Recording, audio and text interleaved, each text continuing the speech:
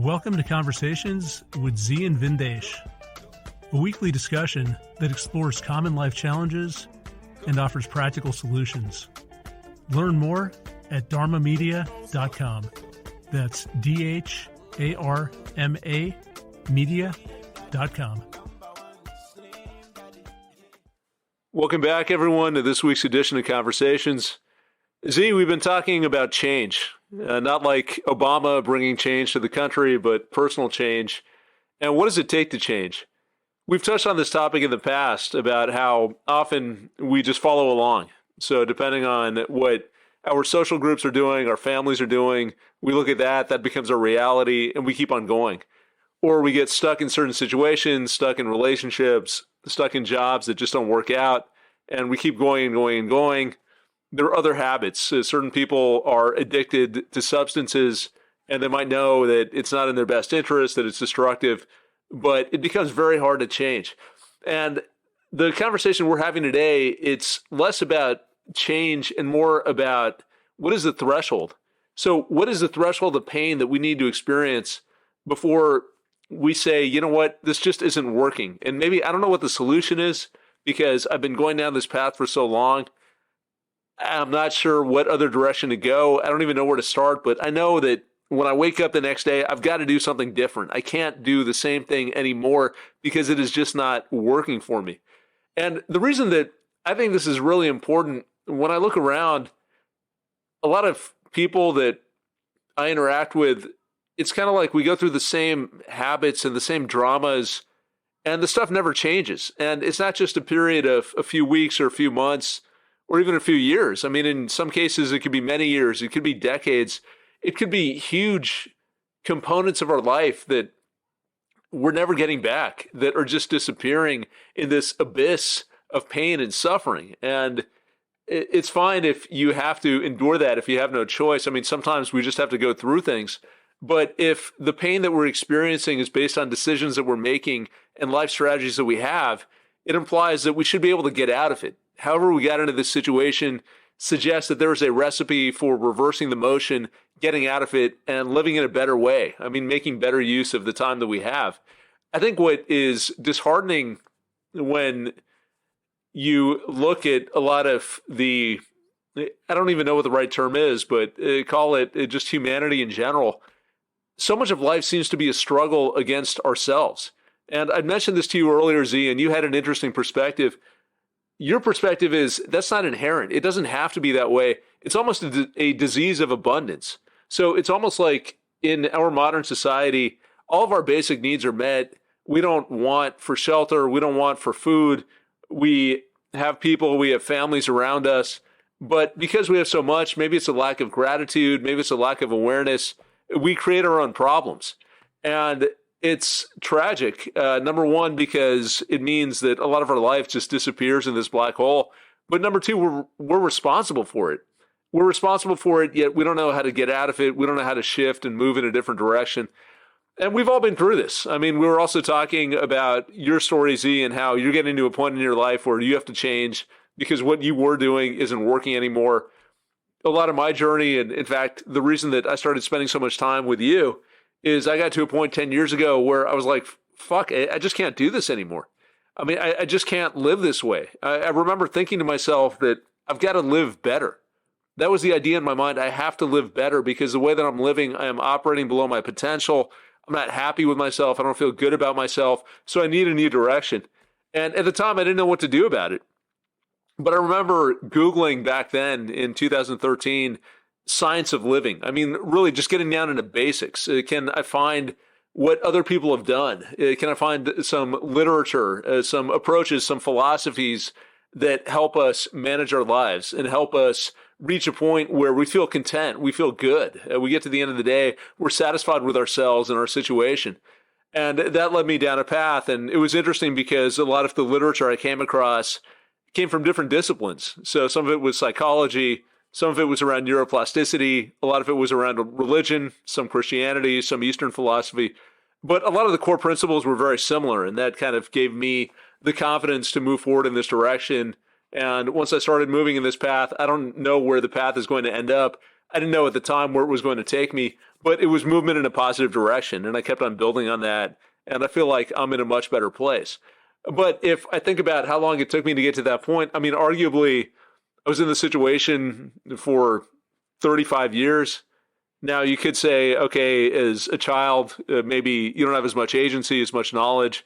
So take away, call it the first 18 years. It's still almost 20 years of being in the situation and maybe making some progress, but not dealing with the underlying causes.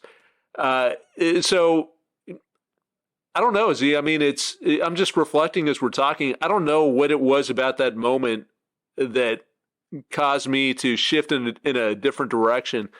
But I think it's something important to explore. I mean, either what does it take for us to start moving in a different direction, or alternatively, even if we haven't hit rock bottom, if we know that things aren't working, why is it so hard for us to take the lessons of our day-to-day experience and say, I don't want to live like this. I don't want to be in this situation. What do we need to do to light that fire to really start shifting the way that we think about ourselves and taking more agency over our lives and stepping out of these habits and these patterns that can be very self-destructive? So I'm going to pause over here, Z, and just open it up to you. I mean, what are your thoughts? Give us some thoughts on maybe what your experience is or how we start making those shifts.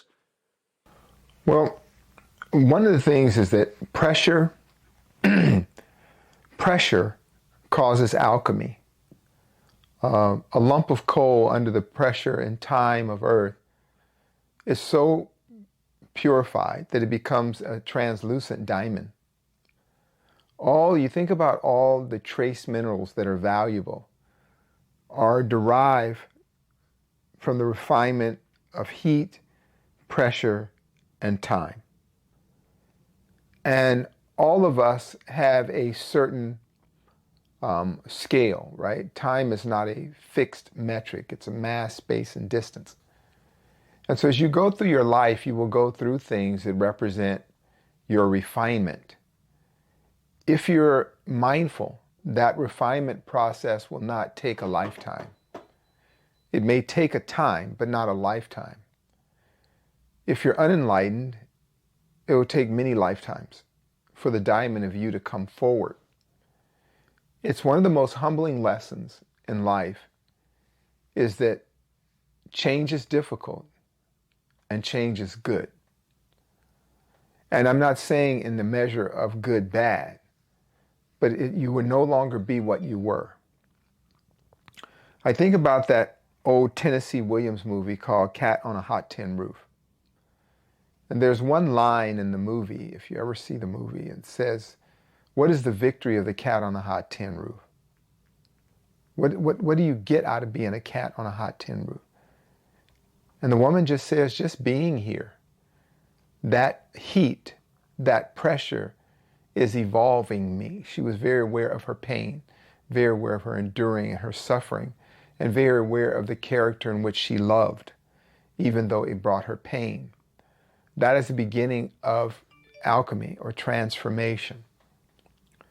We go through things, and a lot of times the pain is because we are sitting there under heat and pressure. And over time, there will be movement. If there's life, there's movement. And we become something different. Now, the stasis of that is tied to the ego and our acculturation. And that's why I say many disorders and much pain that we endure have a lot to do with kind of our environment, our modern world, the way we believe ourselves to live. If we live in these great metropolitan areas where we're constantly comparing ourselves to others, we have some mythical overlord or faceless committee that's telling us what is success and failure. And you're just enduring. You're caught in the rat race. You're in that never-ending, as we've spoken before, that rat wheel to nowhere. And we're running and running because we're looking left to right, front and backwards, and saying, this is what I'm supposed to be doing. And though it's causing us great pain and giving us very little back, we feel that we are on a path But the path is just this continuum of more and more of the same. And at some point, the mechanics begin to fail. The pain shows up and you start to say there must be another way.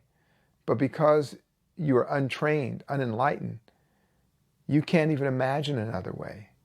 That's where it requires a complete breakdown. I've had the opportunity in the last month or so to talk to people that I have not talked to in 40 years or had a conversation. The other day, I had a conversation with my first somewhat adult girlfriend.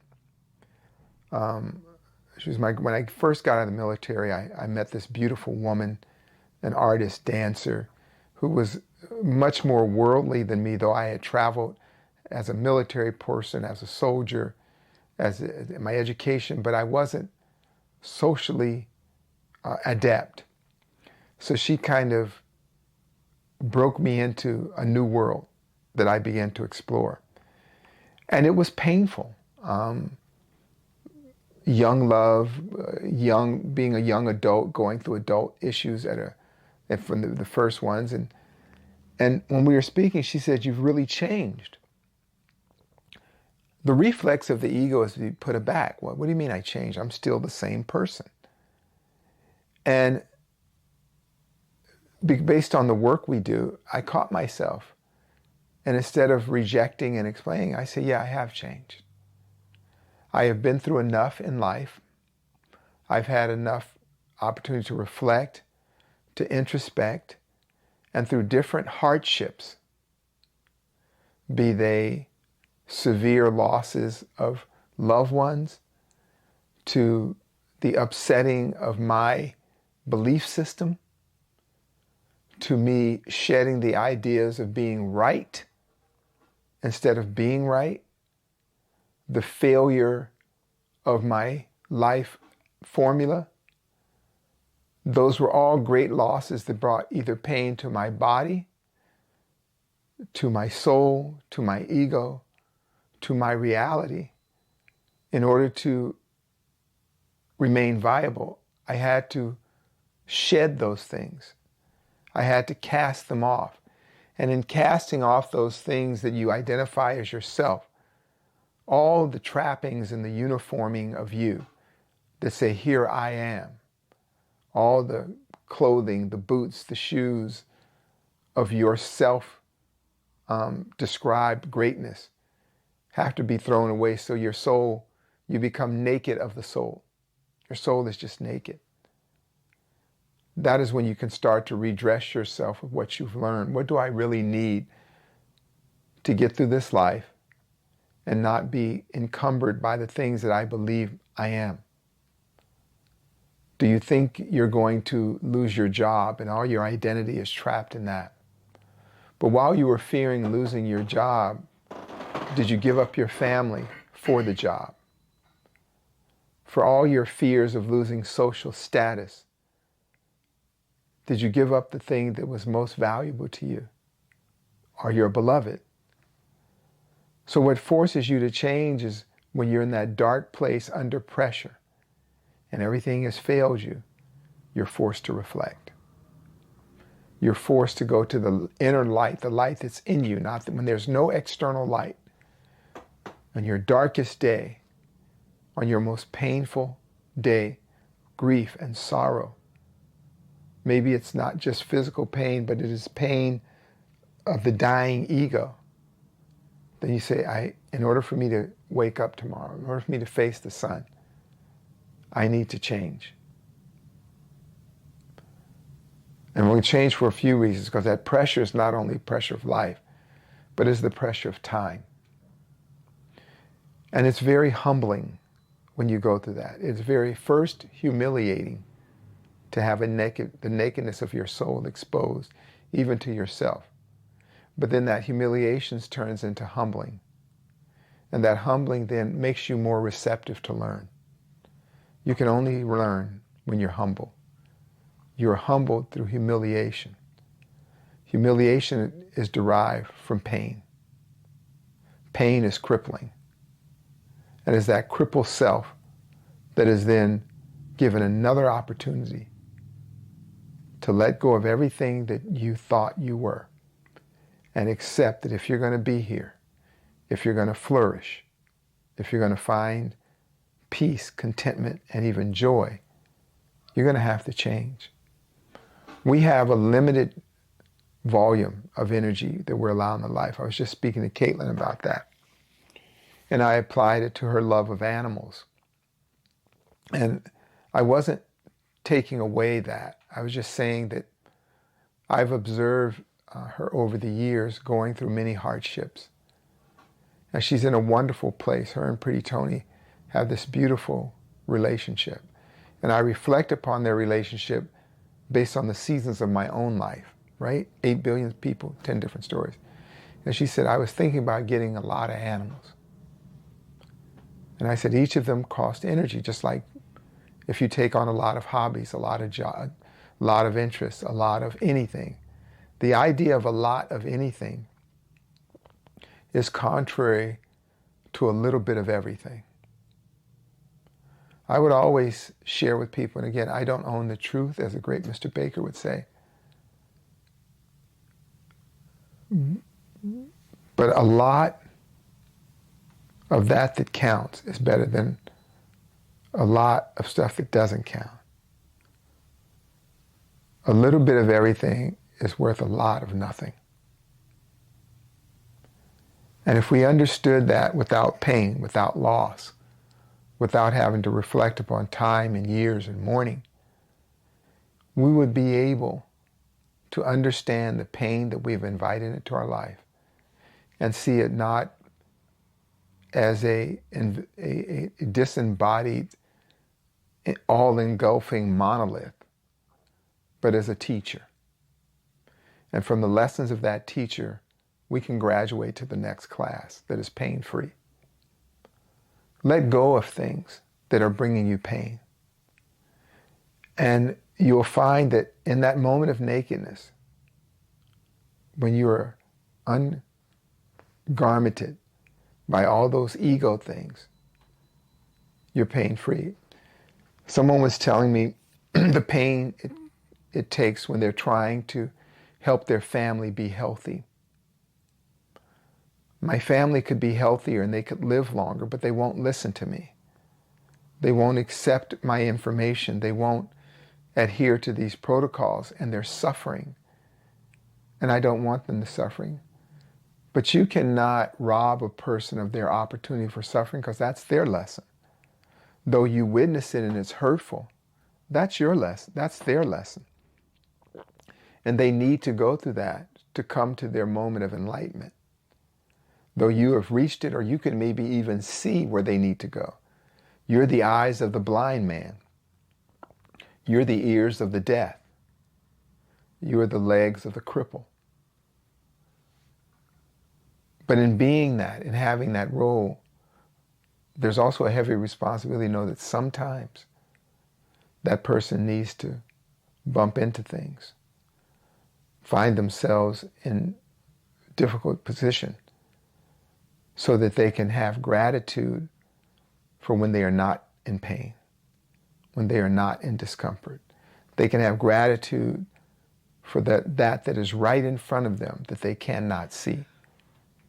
When I hear these stories, Vin, of people really putting themselves in horrific predicaments, I often stand back and look as a dispassionate observer, as a disconnected person, as a bird on a wire, and say, can't they see what's right in front of them? And that's kind of what I was sharing with Caitlin. You have somebody that loves you and you love them.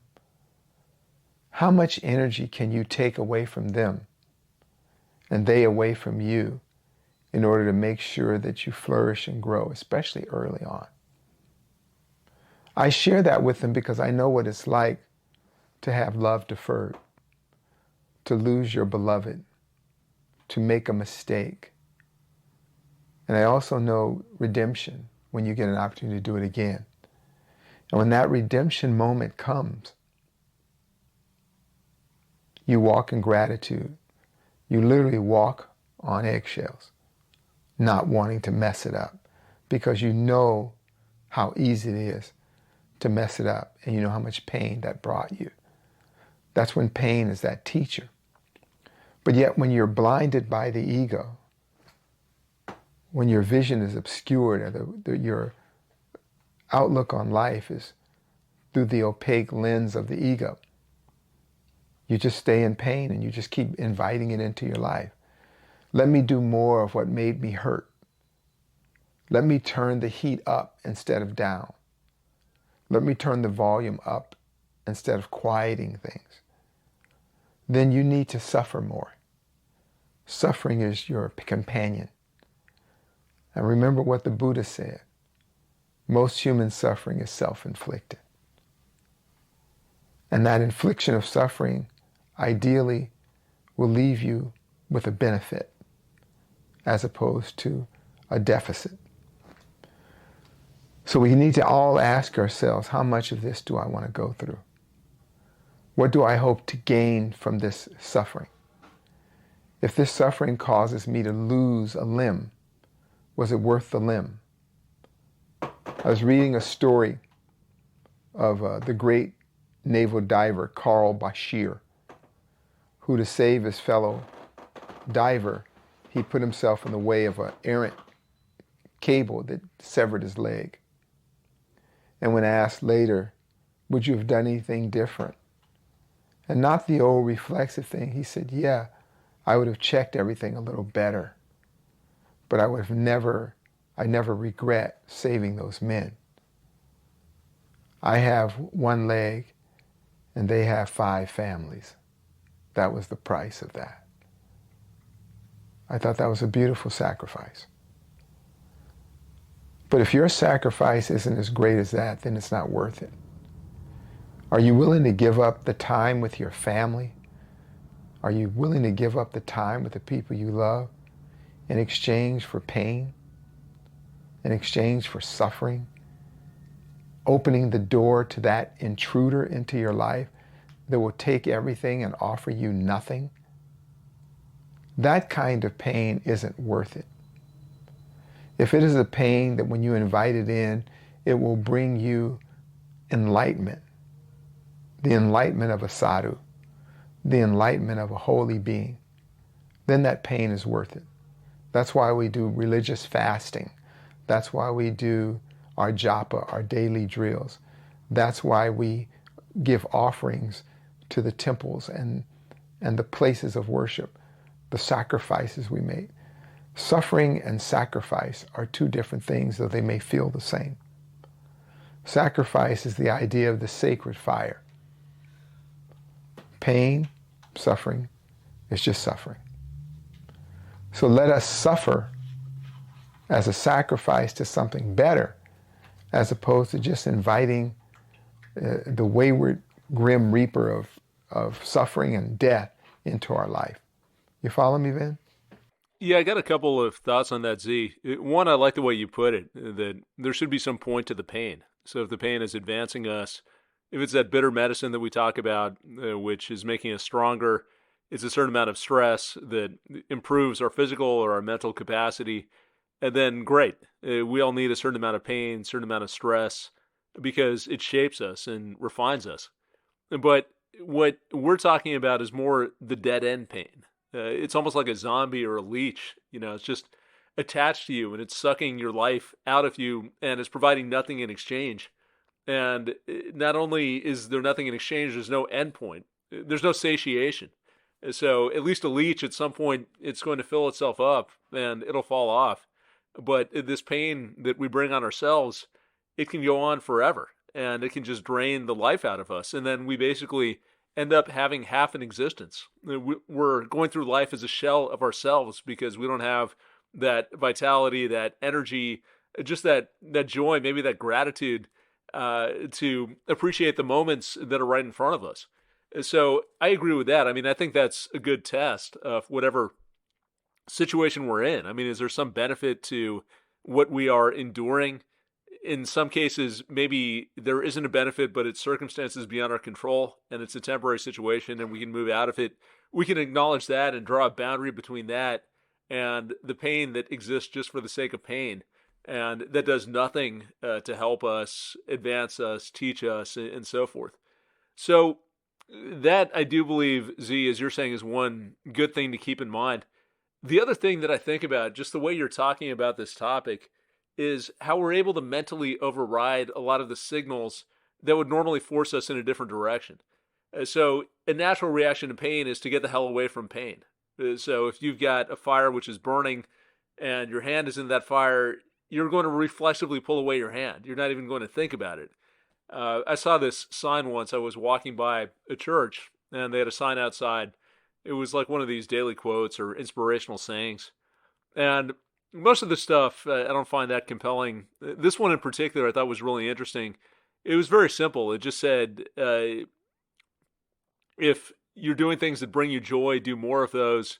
If the things you're doing are creating pain, then move away from that. And that's it. We don't know what the perfect solution is, but we know what's working and what's not working, and we can do more of what's working and less of what's not working. And that's also something that is just very basic. It's how we're wired. We want to go to more functional states and get away from the things that are causing us distress. So then if you ask, what's the reason that we're not doing it? It's things like the socialization, like everyone else is doing the same thing. Everyone else is unhealthy. Everyone else is getting old and they're not exercising, so we're going to do the same thing. Everyone else is complaining about their lives and how little they have, even though they've got more than enough to support their needs, but they're complaining about how they don't have enough money to take the vacations they want. They don't have enough to buy a second home, whatever it is. So we're going to do the same thing. We're going to fall into those routines. The mind might just be out of control. I mean, we see anxiety, and anxiety is this crisis. I mean, it's an enormous crisis that's afflicting a lot of people, but that spinning is constant and it's so habitual. Again, we don't even realize that it's there. And some of the habits that we have make that anxiety a lot worse. So the fact that we're never unplugged from the cell phone, that we're always looking for whatever that next stimulus is, that next update, the next text message, that keeps the cycle of anxiety going. Just being on edge all the time, always wanting to do something to entertain the mind. So you come home, you can't relax, and you're plugged in, or maybe you're watching something on TV, and then you can't sleep properly, so you wake up and you're exhausted. And then you need more stimulation to keep on going. That cycle continues. So it's almost like if we want to break out of this, how do we do that? How do we get past the conditioning or the false ideas that we have that are putting us in the direction of pain? And one thing that occurred to me, Z, while you were talking is stillness. We got to be still, because I think about people that I'm very close to and I see what they're caught up in. And sometimes it's just a lot of anxiety. It's a lot of behavior that they know is destructive, but they don't know what to do about it. And watching them, it's almost like they're so programmed to do that they just go boom, boom, boom, one thing to the next, to the next, to the next. And there's never any stop. There's never any time to sit back and reprogram the self. I mean, maybe we could also call this podcast Reprogramming the Self. That could be another way to think about it. To get to a point of change, we're both the computer as well, or I should say we're both the software program as well as the computer programmer. So we're caught up in this program that's governing our behavior, but we also have the ability to step away from that program and say, is this thing working? Should I rewrite it? Can I observe myself dispassionately, which is the entire premise of this podcast, and figure out whether my habits and my surroundings, my situations are making sense? Are they serving me? And if not, I'm going to step back and I'm going to do something different. And maybe, I don't know exactly what that is, but I'll try out different things. I'll seek advice. I'll be in that state of humility, so I'll let my guard down. Because to your point, Z, that ego is another thing that keeps us going. The idea that we can't be wrong. I don't want to admit that I'm wrong. I don't want to admit that I'm a failure. So fuck it, I'm just going to double down. Even if I know what I'm doing isn't working, it's too painful to say that I've wasted all of this time. That can't be right. I can't have wasted the last 5 years or the last 10 years in a dead-end job or a dead-end relationship. So I'm just going to make this thing work. I'm going to power through it. And I hear that from people as well. but you're basically doubling down on a losing strategy, and that's the ego that you're talking about. So can we get to that point of stillness where we're setting aside the ego, we're setting aside the frenzy? I mean, I almost feel like we need just to be able to be still. It starts with stillness. And in that stillness, we gradually feel all of the urgency, all of the habits settle. So if we're not in a state of stillness, we're automatons. We're just going by the same algorithm that always governs our behavior. We have no chance to adapt or move in a different direction or consider an alternative. Whereas if we can sit still, that gives the programs almost a chance. We can switch off those programs for a period of time. We can observe the impact of our behavior. We can reclaim agency over ourselves. And I think in that stillness, that's when we start moving in a different direction. So I'm running with this a little bit. I mean, I'm thinking about my own situation, and yeah, a lot of it was ego. If I think about the pain that I was in before I got to a point where I wanted to change, it was, no, I got to get this right. I got to prove myself. I got to prove myself. It's not working, but still, I got to prove myself. And finally, when I dropped that and I didn't have that need anymore, and I was open to different ways of conducting myself, that's when I started to do some research, and I started to do a lot more reflection. So I'm curious, what are your thoughts on that? Because I think the condition people understand, and we talk about it. We talk about rock bottom in a lot of contexts, whether it's with drugs or it's relationships, whatever it is. You hit rock bottom, and you hit a point where things are so painful. It is more painful to continue in that direction than to take action and start moving. So that's a forcing mechanism, and maybe that forces us to reconsider the way that we've behaved and the assumptions that we have.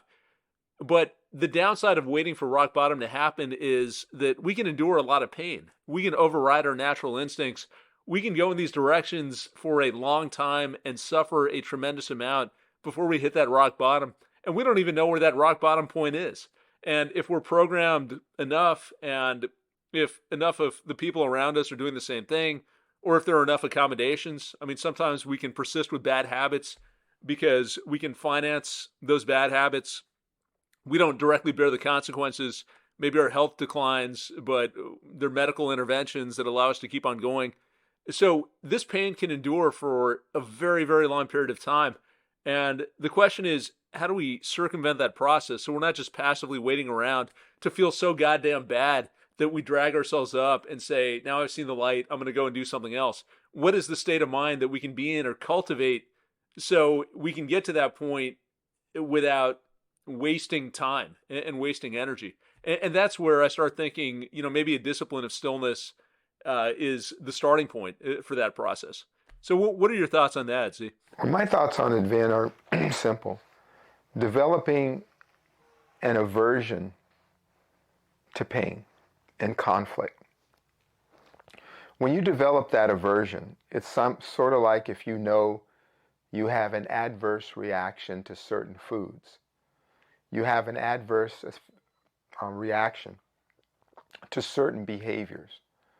I tend to be conflict averse because I understand the extremes of conflict. There are people that see conflict as a sport, a back and forth, a game of checkers. I don't see it that way. I see harmony as the ultimate objective of my interactions with this world, to be in harmony.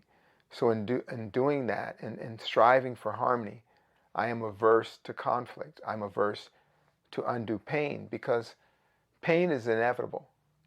As it is rain and day and night, there will be things that fate will visit upon us that will cause us pain.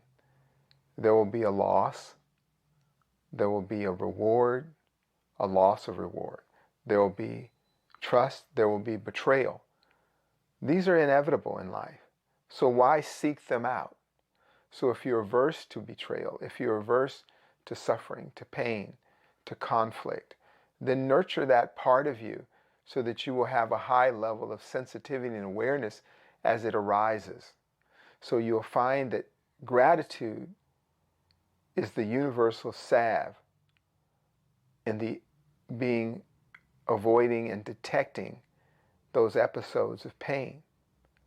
So find yourself being one who strives for harmony in your life. And you need gratitude. And whenever I speak to people who are going through pain, the pain of anxiety, the pain of betrayal, all of this, I always think about, can they step away from the moment? Can they observe themselves? Can they step away from themselves in order to see themselves?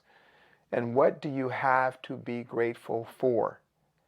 And the minute you begin to do that, it starts to have an analgesic effect on pain.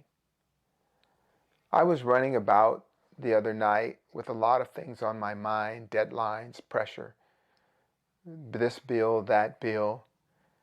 And my 8-year-old said, "Hey, Bob, I'm getting ready to go to bed. Can you hug me?" And the first thing I said is, "Well, I don't have time." That's the first thing I said. I'll be able to do that in a moment. That's real. I'm being real. Caitlin's giving me all kind of faces. And I was running around doing stuff, and I had something in my hand and this, and I needed to do something. And I said, "Give me a moment." And then I thought about it. And I sat down, whatever I was doing, I said, "Come here, man." And we just sat on the couch for about 3 minutes. And he just cuddled up like a baby much smaller than he is. And he just wanted that moment. And I said, I don't have that many more moments with this kid. Even if I make it to 100, I won't have as many moments as I'd like to have. So I want to hold on to him right now. I'm enjoy my moment with him. And he will enjoy his memory of me. I want him to have strong memories. I didn't want to give him just a fleeting second. Let me give him a lingering minute or two. And I trained that into myself, Vin, because I'm averse to pain. I am averse to conflict. I'm averse to disharmony.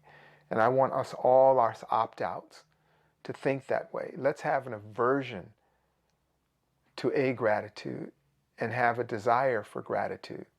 Seek it out. Look around. So when you struggle with the things that you struggle with, are they issues of the modern Occidental world that is out of sync with all of nature? Are you in harmony with nature? If you choose to be one who is in harmony with nature, you will seek that moment of gratitude. Hang on to that ring of gratitude. Look around you and say, I'm okay. I'm actually very fortunate today.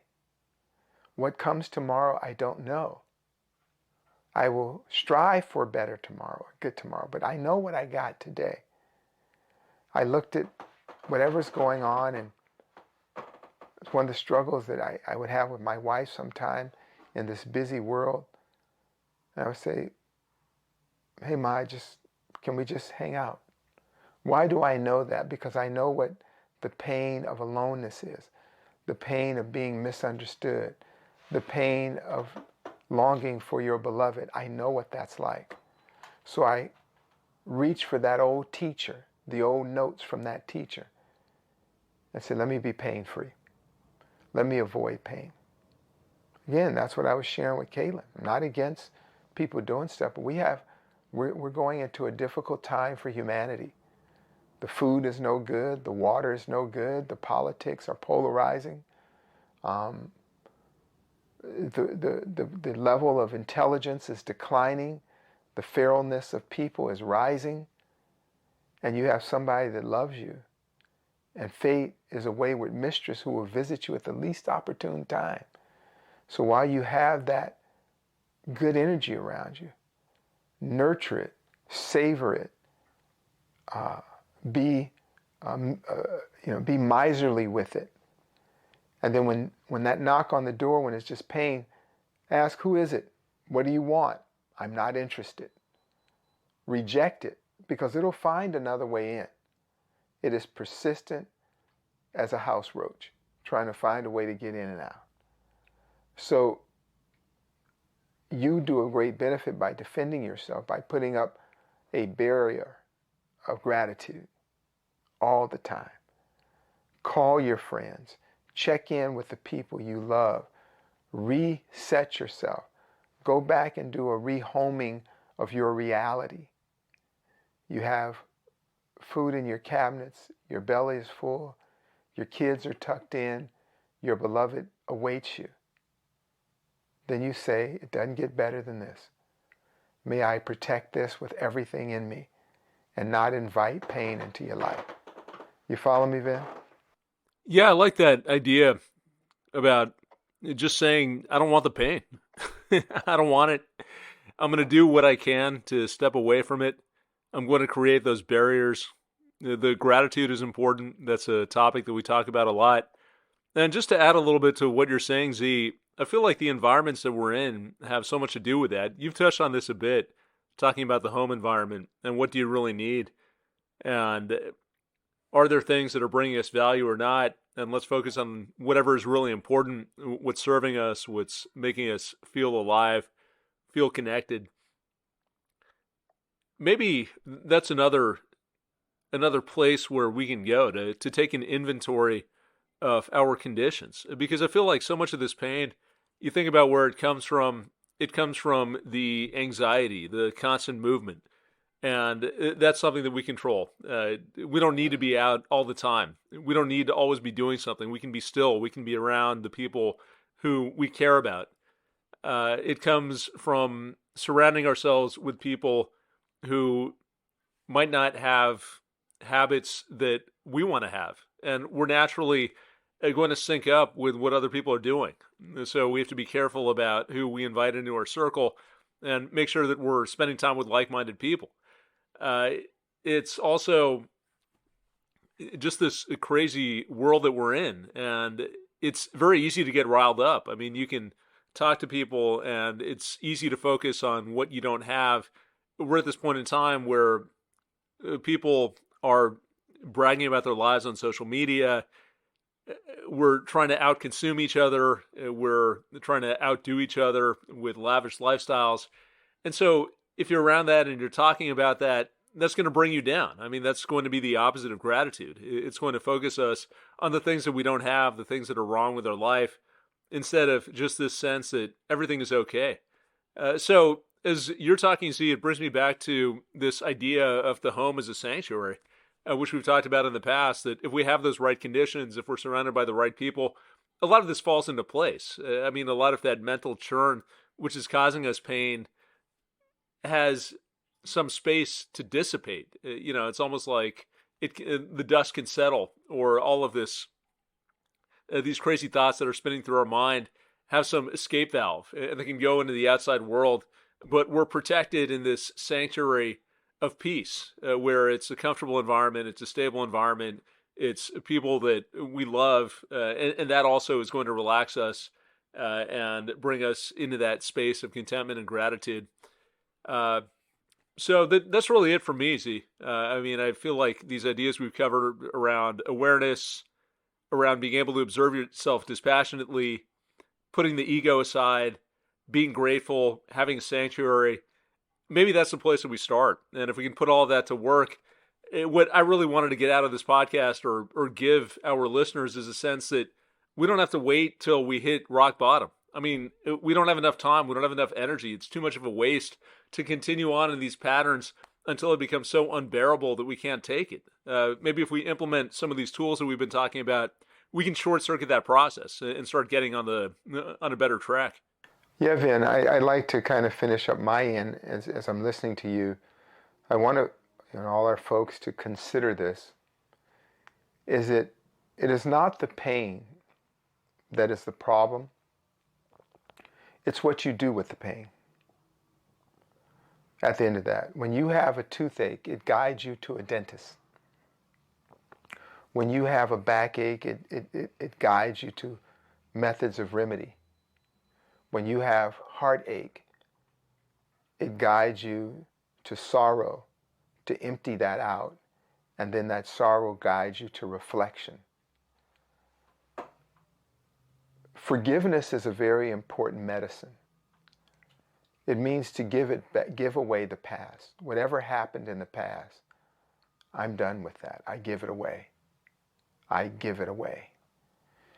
That doesn't mean I forget, but I've given this away. I forgive. Start with forgiving yourself. The past is the past. Then when you forgive others, that doesn't mean you forget them, but you no longer give to the past experience with them that caused you hurt. But even then, honor the hurt, because that's how you learn. I learned something from the pain. Then the pain is worthy. When you're an athlete training to accomplish a great feat of athleticism, the gateway to that great feat is pain. When we cheer a great runner, a great footballer, a great whatever, in the dark quiet of the morning or the late evening night, they endured great pain and sacrifice in order to see that end achievement. We all go through that. When you find yourself staring late at night in pain, gut-wrenching pain, heartache, whatever, let it be, again, a teacher. And when that lesson is done, honor it just like you would a beloved teacher. I learned something. I forgive the moment. I let that go to the past and let us move on. Then you benefit from it. Then you benefit from it. So let's go with that. All right, Vin? Yeah, I like that. I like that as well. I think I like everything you've said on this podcast, but the past does nothing for us. Letting go, the more of this we divest, the less mental churn, the more clarity we have, and the less pain. So sounds like a good formula. There you go. Thank everybody. Thank you for listening. And remember the Century Project. Keep up with all our Dharma media. Keep up with the Century Project. Keep up with Lion with the mic and everything that's coming with Dharma. Good fortune to all people. Thank you. If you enjoyed the show, please consider leaving us a review on Podbean, iTunes, or your favorite podcasting app. Each 5-star review helps us bring you more unique and insightful content. Learn more at dharmamedia.com. Peace.